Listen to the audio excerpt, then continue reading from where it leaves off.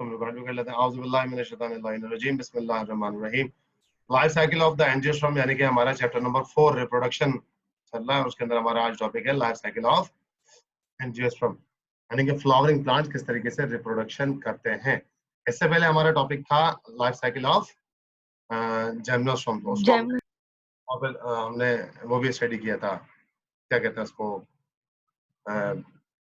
उसकी कोन्स को भी स्टडी किया था। जवेरिया बताइए कि life cycle of angiosperm. Sir ये फ्लावर प्लांट होते हैं, इनके अंदर फ्लावर होता है। हाँ, एंजियोस्पर्म की कैरेक्टरिस्टिक्स बताएं 5-6 डिटेल से सही तरह। सर फर्स्ट इसके अंदर फ्लावर होते हैं, इसके अंदर सीड्स फ्लावर में प्रोड्यूस होता है इसके अंदर, और इनके जो वो होते हैं लीव्स होते हैं वो बिल्कुल लीव्स की शेप में होते हैं। मतलब जो जिम्नोस्पर्म होते हैं वो स्केल्स लाइक होते हैं, लेकिन इसके पूरे प्रॉपर लीव्स होते हैं।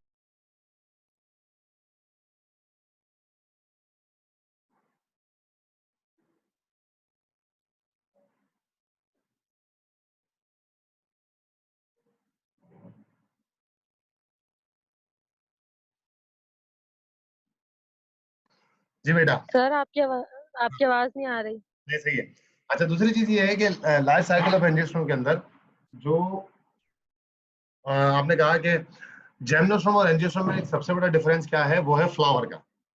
ठीक है ना, क्या हम फ्लावर से अंडरस्टैंड कर सकते हैं कि कौन सा पौधा जिम्नोस्पर्म है, एंजियोस्पर्म। फिर आपने कहा लीव्स, तो जो एंजियोस्पर्म के लीव्स हैं वो जिम्नोस्पर्म से बिल्कुल मुख्तलिफ है। जिम्नोस्पर्म के लीव्स कैसे हैं, जैसे हम क्रिसमस ट्री की बात करते हैं, नीडल्स लाइक है, सुई जैसे लंबे लंबे।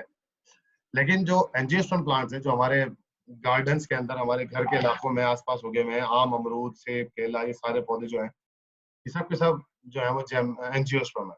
और इनके पत्ते ब्रॉड होते हैं, चौड़े होते हैं, हार्ट शेप के होते हैं, ऑब्लेंसुलेट होते हैं, नोकीले से होते हैं, लंबे होते हैं, चौड़े होते हैं, सुइयों जैसे नहीं होते हैं। निडल लाइक स्ट्रक्चर किसका है, जिम्नोस्पर्म। और पत्ता पौधे के साथ जिंदगी भर रहता है।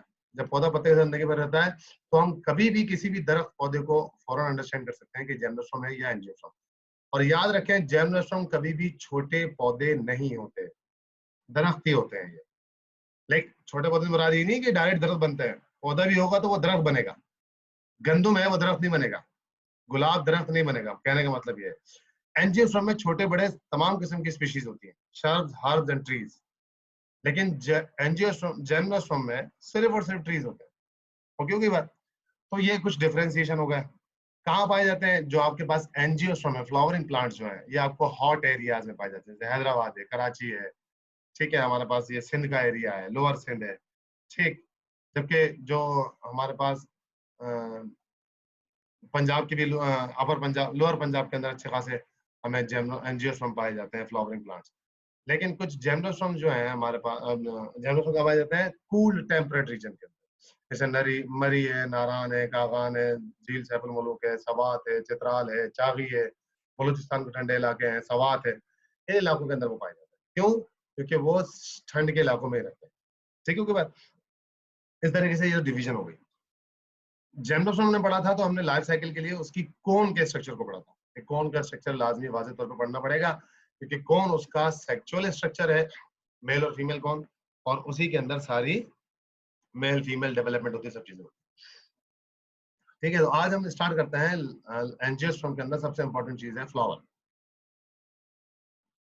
तो हमने सबसे पहले किसका स्ट्रक्चर देखना है, फ्लावर क्या है। Very good. फ्लावर के कितने पार्ट्स होते हैं और कौन कौन सा पार्ट्स क्या क्या काम करता है। फ्लावर पौधे का रिप्रोडक्टिव पार्ट है। फ्लावर पौधे का कौन सा पार्ट है, रिप्रोडक्टिव पार्ट है। मतलब वो रिप्रोडक्शन में इस्तेमाल होता है फ्लावर। जिस तरह रूट पौधे को जमीन में पकड़ के रखती है और पानी और मिनरल जमीन से एब्जॉर्ब करके पौधे को देती है। स्टेम जमीन के अंदर पौधे को सीधा रखता है, इरेक्ट रखता है, स्ट्रेंथ मजबूती देता है, और conduction of water and mineral करता है। ठीक हो गई। यानी कि हर पार्ट का एक काम है। जिस तरह पत्तों का काम फोटोसिंथेसिस है, वो फूड बनाते हैं और पूरे पौधे को सप्लाई करते हैं। और फिर इसके बाद आपके पास जो फ्लावर का काम है, वो पौधे के लिए रिप्रोडक्शन करना है, उसके बच्चे पैदा करना है। अब उसके बच्चे पैदा करने के लिए वो एक खास प्रोसेस अंजाम देता है कि फल बनाता है, फ्रूट बनाता है, और उस फ्रूट के अंदर सीड बना देता है। इंसान या जानवर वो फल खा जाते हैं और सीड दोबारा से जमीन में चला जाता है। और जब सीड दोबारा से जमीन में जाता है तो उसके वो दोबारा से नए पौधे बेबीज निकल आते हैं। मटर के हो, आम के हो, अमरूद के हो, सेब के हो, चीकू के हो, किन्नू के हो, जो भी आपके पास सब्जियां बीज वाली हो आप उनसे करो। ठीक है, तो याद रखें जो बीज से उग रहा है वो फल है, या जो फल में से बीज निकल रहा है वो फ्रूट है। लेकिन आलू में से आपका सीड नहीं निकलता, इसलिए आलू फ्रूट नहीं है, आलू वेजिटेटिव पार्ट है। इसी तरीके से आपका जो है वो शलजम है, चुकंदर है, मूली है, ठीक है ना, इन चीजों के अंदर से सीड नहीं निकलता, ये सब के सब वेजिटेटिव पार्ट से ग्रो करते हैं। और फ्लावर दूसरा पार्ट है रिप्रोडक्टिव पार्ट, वो है पौधे का फ्लावर। तो जो फ्लावर से उगता है वो रिप्रोडक्टिव पार्ट होता है, वो फ्रूट होता है। अंडरस्टैंड होगी बात, ये भी दो डिविजन क्लियर हो गई, ठीक होगी। तो दो पौधे में दो पार्ट हो गए, vegetative part and reproductive part. अब हम बात सर करते हैं आलू में बीज नहीं होता तो वो आलू में बीज नहीं है तो वो वेजिटेटिव पार्ट है, तो तोरई में तो बीज होता है और खीरे में भी बीज होता है। हाँ, वो फ्रूट है, वो फूल से उगते हैं। मैं यही बता रहा हूँ, जिसके अंदर से सीड निकलता है पौधे के लिए वो फ्रूट है, हम उसे सब्जी और फल के हैं, वो हमारी डिवीजन है। लेकिन मेडिकली साइंसेस में और बॉटनिकली जब जिस फ्रूट में से सीड निकले, जिसमें से बीज निकले, बस वो पौधे के लिए फ्रूट है, फल है। फल क्यों कहते हैं? क्योंकि हम औलाद जो होते हैं अपने वालिदैन का फल होते हैं, समर होते हैं। क्यों? वो हमारे अंदर अपनी जिंदगियां देख रहे होते हैं, ठीक है। जब वो चले जाते हैं दुनिया से तो हम होते हैं, फिर हम चले जाते हैं तो हमारी औलादें होती हैं, वो हमारे लिए फिर नेक खैर काम करती है। इसी तरह पौधे के अंदर फल इसलिए कहा जाता है क्योंकि उस फल में उसकी औलाद छुपी हुई होती है, ठीक है ना।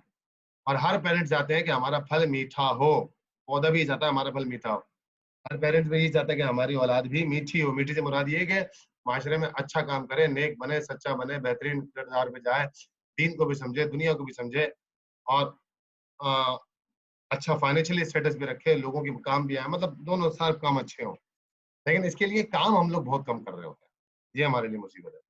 पौधा बिल्कुल सेटिंग से काम कर रहा था, इसलिए आप देखें वो बीज निकलता है, फिर फूल और पौधा, फिर दोबारा से वो अपनी नस्लें बनाता रहता है। तो सबसे इंपॉर्टेंट बात क्या हो गई? We are discussing about the flower, यानी कि reproductive part of the plant. तो जो पौधे का रिप्रोडक्टिव पार्ट है, फ्लावर है, इसका हम अभी स्ट्रक्चर देख लेते हैं कि पौधे के अंदर जो फ्लावर होता है इसका स्ट्रक्चर क्या क्या होता है। डायग्राम से मैं आपको समझा देता हूँ। वैसे बताइए कि पौधे में क्या क्या होता है जनाब, फ्लावर, पार्ट ऑफ फ्लावर बताइए। कैलेक्स होता है, करोला होता है, करोला, कार्पल्स होते एंड्रोशियम, हैं, gynoecium. Androecium, gynoecium. Very good, ठीक है जनाब। क्या करते हैं ये काम? सर एंड्रोशियम में वो मेल पार्ट होता है और गाइनोशियम होता है वो फीमेल पार्ट होता है, और कैलेक्स और करोला का रिप्रोडक्टिव में कोई पार्ट नहीं होता इसका कोई। रिप्रोडक्शन में, ठीक है। खदीजा कुछ बता रही थी। सर कैलिक्स सेपल्स होती हैं और करोला पेटल्स होती हैं। कलेक्टिवली, वेरी गुड, शाबाश। अच्छा, मैंने कुछ आप लोगों के लिए डायग्राम फ्लावर की रखी है ना, तो मैं आपको उसमें से कुछ खास डायग्राम शो भी करा दूं। फिर जो है हम कोशिश करेंगे कि लाइफ साइकिल ऑफ फ्लावर की तरफ अगर हमें टाइम बनता है तो वो भी हम जो है वो स्टडी कर लें। ठीक है जनाब।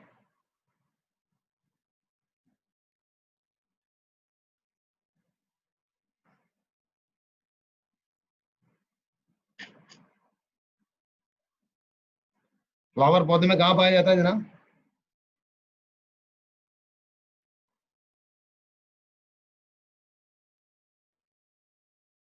सर एपिक्स में। इसमें उसकी शूट पर। शूट पर पाया जाता है, शूट के, ठीक है, शूट का कोई खास portion, tip of the shoot पे। आपको ये डायग्राम शो हो रही है बेटा, पिक्चर शो हो रही है? जी सर। वाज़ेह हो रही है सबको? Yes sir.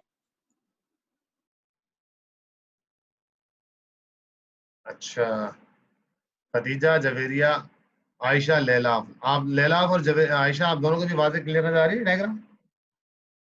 Yes sir. जी सर। चले, आप तो कुछ लोग कुछ बोल ही नहीं रहे, मेरा शायद रोजा आपको ज्यादा लग रहा है शायद, ऐसा तो नहीं है? नहीं रोजा, सर।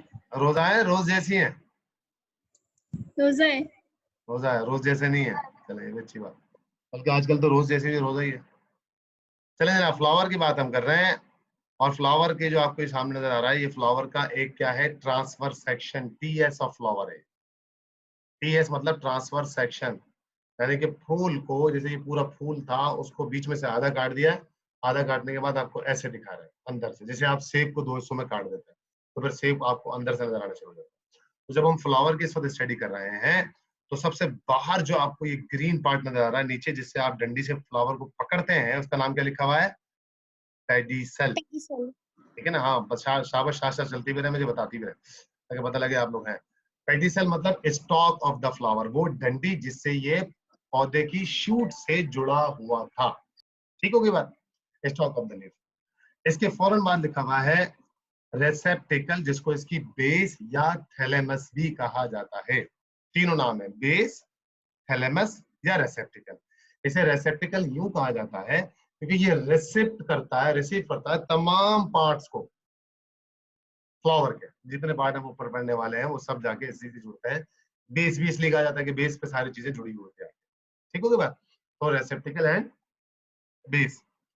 इसके बाद जनाब लिखा हुआ है सेपल्स, ये रहा लेफ्ट हैंड साइड पे सेपल्स। सेपल्स क्या होते हैं जनाब, ये दो रोल्स होती है पौधे में, फ्लावर में, रोल्स, WHROLE, रोल्स।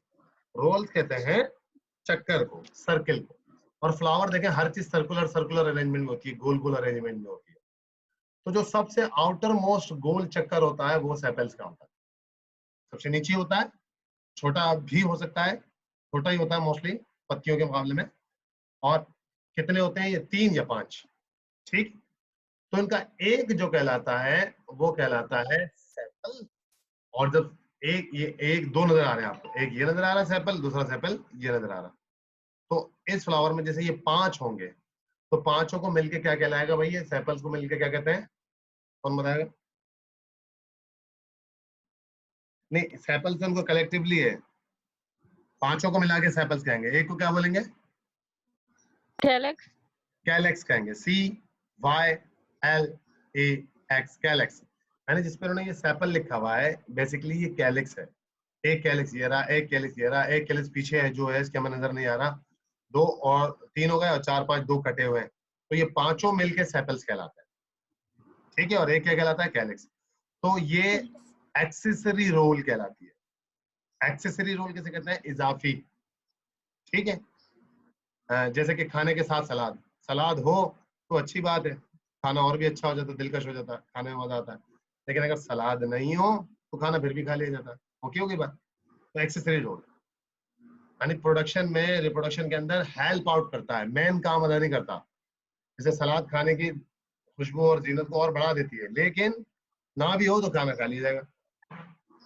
दूसरी चीज है जनाब पेटल्स, पत्तियां।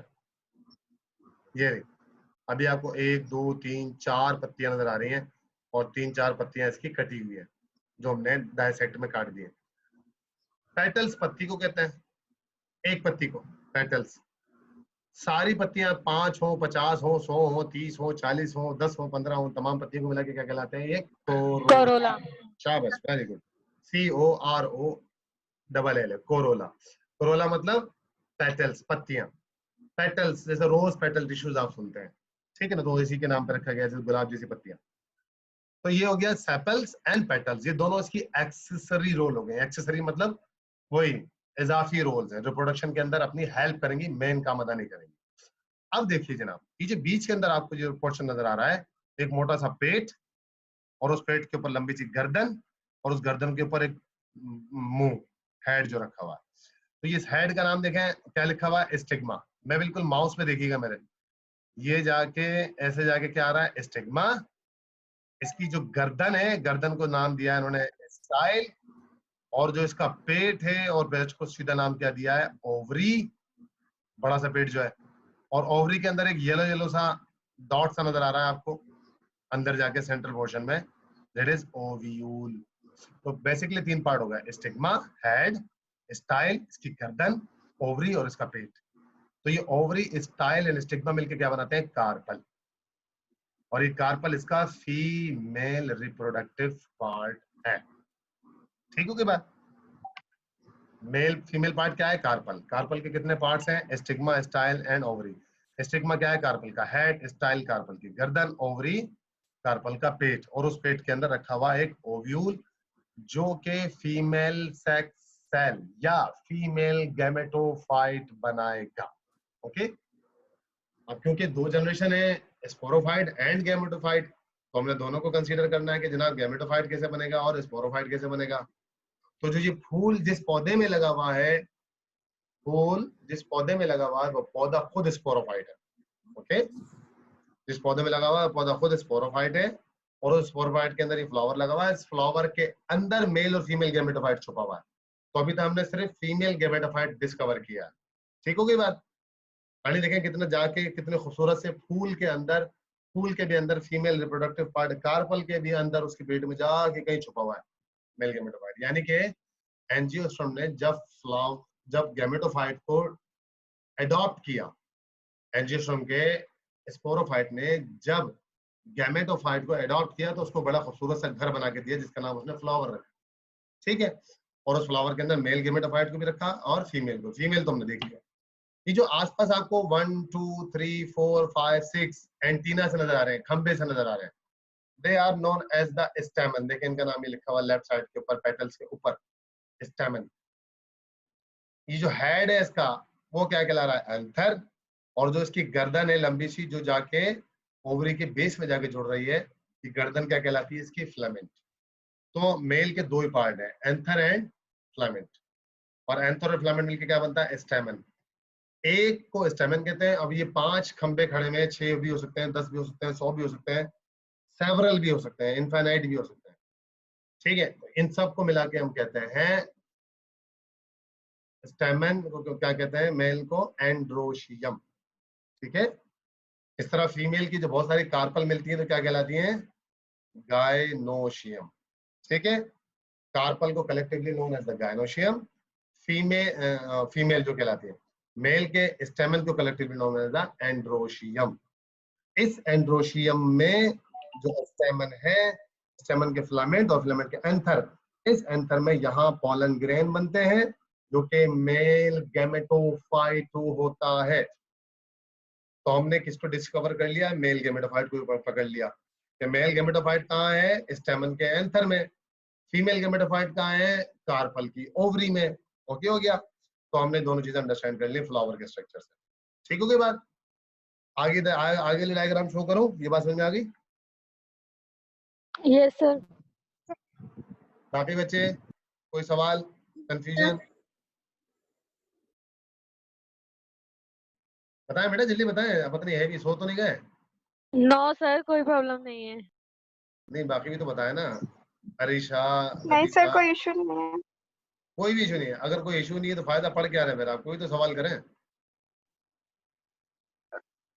सर आपने ही पढ़ाया है पहले से। ये तो सभी को थोड़ी पढ़ा है, सबने मुझसे ही पढ़ा है, जी सर। बाकी बच्चों ने भी। चल अब देखते हैं नेक्स्ट डायग्राम हमारी। अल्लाह करे फ्लावर की मेरे काफी सारी रखी हुई है, देखें वो आ जाएंगी इसमें आगे। देखें ये एक डायग्राम, देखें ये आगे। अब ये थोड़ी सी और इलस्ट्रेटेड डायग्राम है, गौर से देखें इसको। इसके अंदर स्टेमन भी वाज़ेह तौर पर नजर आ रहे हैं, ये रहा। ठीक है, शुरू से देख लेते हैं। स्टेम, रिसेप्टिकल, ठीक है ना, germination of the flower organ, यानी कि यहाँ से फ्लावर ऑर्गन बनते हैं। इसने और डिटेल बता दी। और काम बता रहा है सेपल्स, ये भी हमने देख लिया। दूसरा स्टेमन, मेल पार्ट, स्टेमन के दो पार्ट, एंथर एंड फिलामेंट, ये भी आ गया। अब आ जाइए जनाब कार्पल। कार्पल का वही स्टिग्मा, स्टाइल एंड ओवरी, नीचे आ गई।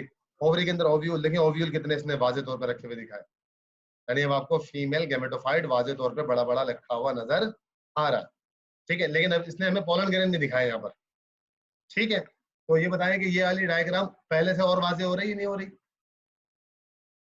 सर वाजे तो हो रही है, लेकिन जो एंथर के अंदर का पार्ट है ना वो वाजे होना जिस डायग्राम में वो दिखाया। हाँ, मतलब पिछली से वाज़ेह हो गई है, अभी आ जाओ। ठीक है जनाब। जी खदीजा कुछ कह रही है बेटा? नहीं सर। अच्छा, अगले डायग्राम भी देख लेते हैं। पिछले देखें, ये आपको क्या नजर आ रहे हैं? बहुत सारे फ्लावर। फ्लावर ऐसे होते हैं।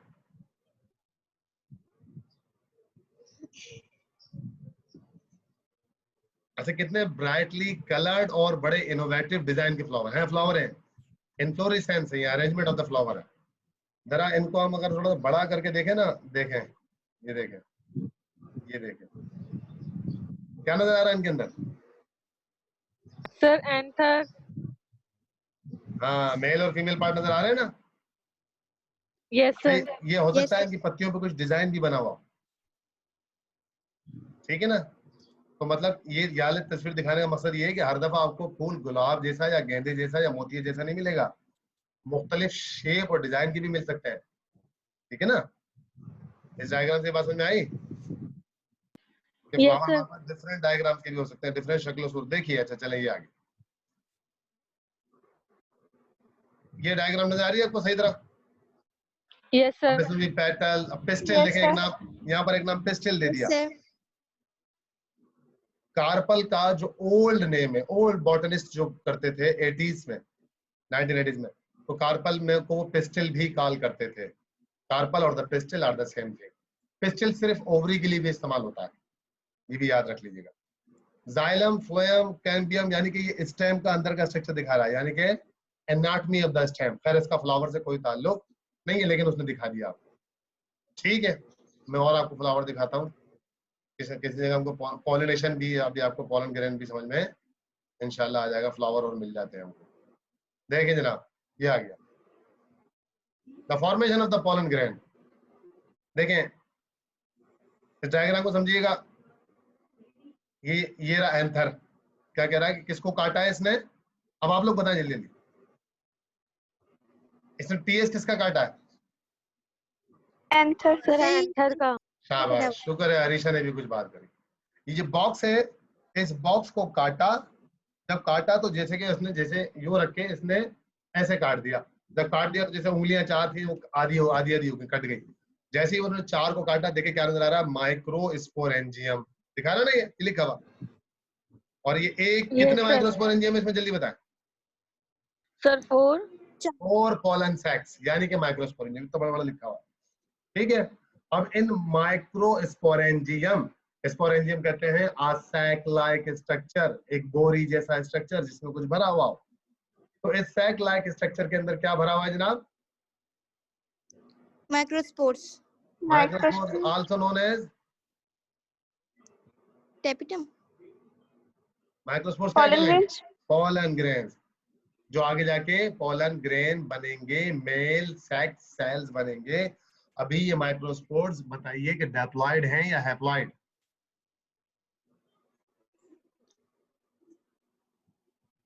बताएं बताएं। हैप्लॉइड में भी। बताएं बताएं, बाकी बताएं।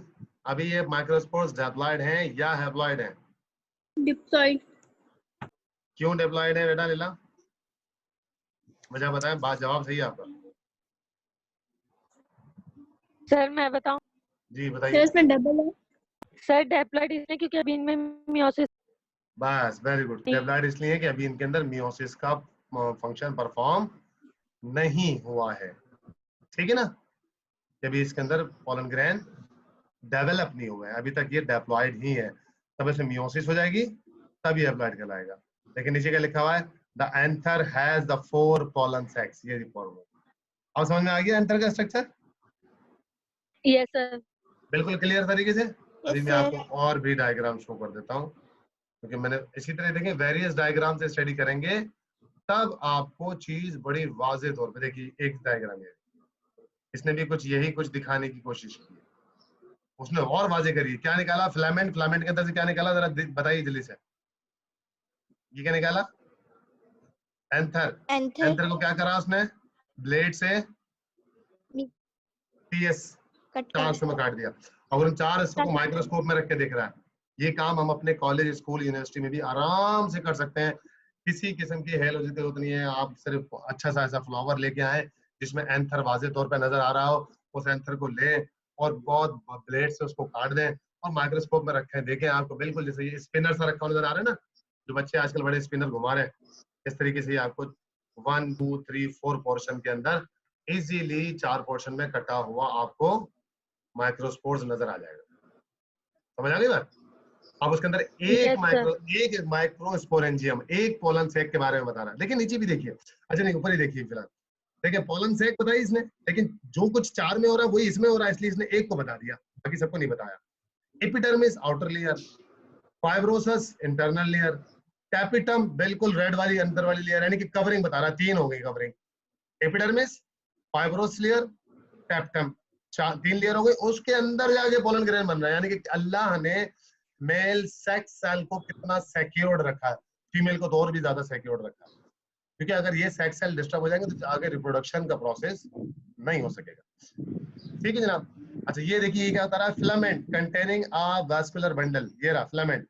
जिस फिलामेंट के ऊपर ये है ना, ये फिलामेंट की डंडी नजर आ रही है, तो ये बीच में ग्रीन आपको फिलामेंट का दिखा रहा है, इसके अंदर कह रहा है कि जाइलम फिल्म नजर आ रहा है, वास्कुलर बंडल। बहर बहरहाल हमारा ये काम। अच्छा अब ये कह रहा है कि ये पॉलन है, ये देखें pollen mother cell. Mother cell क्यों? क्योंकि मेल फीमेल की डिवीजन यहाँ पर इतनी वाज़ेह तौर पर नहीं होती है, इसलिए मेल को भी मदर कहते हैं और सेल को, और फादर को भी मदर सेल्स ही कहते हैं। सिर्फ माइक्रो और मेगा का नाम का फर्क होता है। अभी तक क्या कह रहा लफ्ज सुने, देखें क्या लिखा हुआ, पढ़े जरा मेरा एरो क्या है, जल्दी बताएं। ये क्या लफ्ज लिखा है? डिप्लॉयड। डेप्लॉयड। जब तक ये इसके अंदर है क्या है?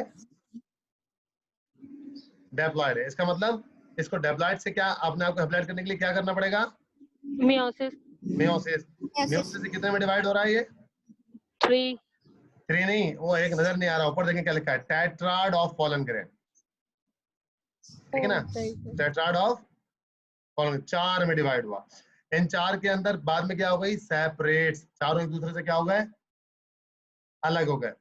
और अब now they are known as pollen grain. Pollen grain. जब तक सिर्फ पोलन कहला रहे थे, पोलन मदर सेल कहला रहे थे, डेप्लॉइड थे। स्पोरोफाइट फ्लावर में लगे हुए थे, स्पोरोफाइट थे, डेप्लॉइड थे। लेकिन जैसे ही मियोसिस करके हर पोलन ने अपने अंदर डिवीजन कर ली और 4 सेल्स बना लिए। अब इनसे उसमें फर्क क्या हुआ जनाब? डेप्लॉइड से हेप्लॉइड में फर्क क्या होता है? Sir half number of chromosomes. जी, मसलन कि अगर मियोसिस से पहले इसमें कितने थे? फॉर एग्जांपल 20 थे, 20 थे पोलन में, तो अब इन चारों में कितने आ गए? 16। भाई अगर 20 थे पोलन में, मेरा एरो नजर आ रहा है आपको? सही बताएं। Yes sir. यहाँ पोलन ग्रेन था, हम कह रहे हैं ये डेप्लॉइड है। डेप्लॉइड में हम फर्ज कर रहे हैं कि 20 थे, 20 पोलन क्या थे? Chromosome number in each. हर एक ने अपने अंदर क्या कर ली? मियोसिस। कितने में डिवाइड हो गया? 4 में। हम कह रहे हैं कि अब इनके पास आधे क्रोमोसोम्स नंबर हैं, तो अब हर एक के पास कितने होंगे?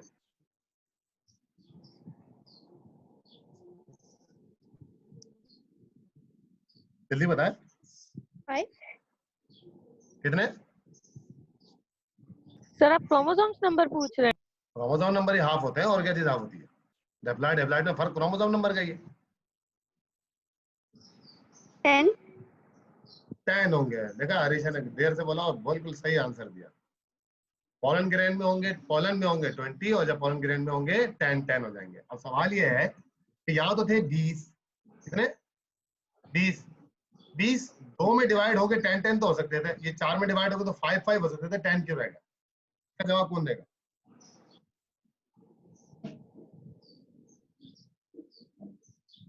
सवाल समझ में आया नहीं आया? सर पूछ क्या रहे हैं? सर मुझे समझ नहीं। मैं कह रहा हूँ पोलन ग्रेन में कितने हैं क्रोमोसोम? सर 20? आपने बोला 20 20। 4 पोलन ग्रेन में कितने हैं? ये जो ये बन गए मियोसिस के बाद, हर एक में कितने हैं? सर 10 10 क्योंकि हाफ होंगे। हाँ वैसे 10 तो पोलन के पास तो टोटल 20 थे, इसने चारों को 10 कैसे दे दिए? सवाल पहले बताएं, सवाल सही है गलत है?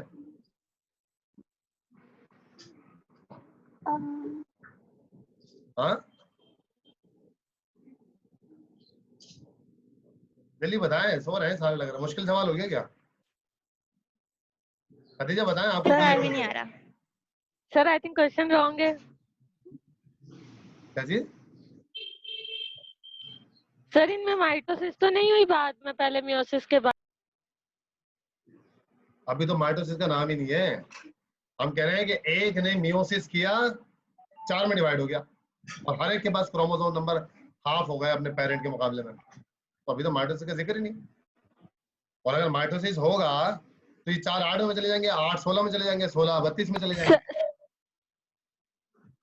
जवेरिया फंस गई है भी जवेरिया, मुश्किल हो गया। सर हो गया सर। बताएं। सर वो मियोसिस से पहले 20 को 40 में चेंज करेगा, मतलब अपने 20 क्रोमोसोम्स को वो 40 क्रोमोसोम्स करेगा, देन वेरी गुड। कौन सा स्टेज है वो?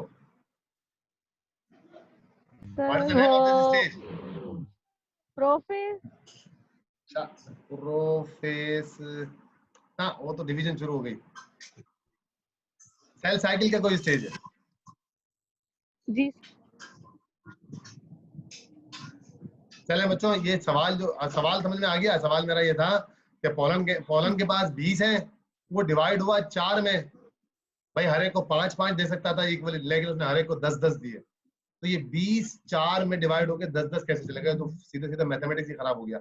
इसका मतलब ये है कि पोलन गेरिन ने जब मियोसिस करी थी तो मियोसिस से पहले या बाद, ये बीच में कुछ ऐसा प्रोसेस हुआ था जिसमें इसने अपने क्रोमोसोम नंबर को 20 से पहले 40 किया था, 40 को फिर 4 में डिवाइड कर दिया था। अब वो कब, कैसे, क्यों, किस तरह हुआ था, ये हमारा जवाब है चैप्टर नंबर 7 सेल साइकिल में।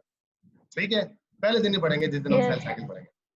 ओके, खदीजा को पढ़ा था इसलिए इसने दोबारा से रिकॉल करके माशाल्लाह से किसी तक जवाब भी दिए, बहुत अच्छे जवाब दिए।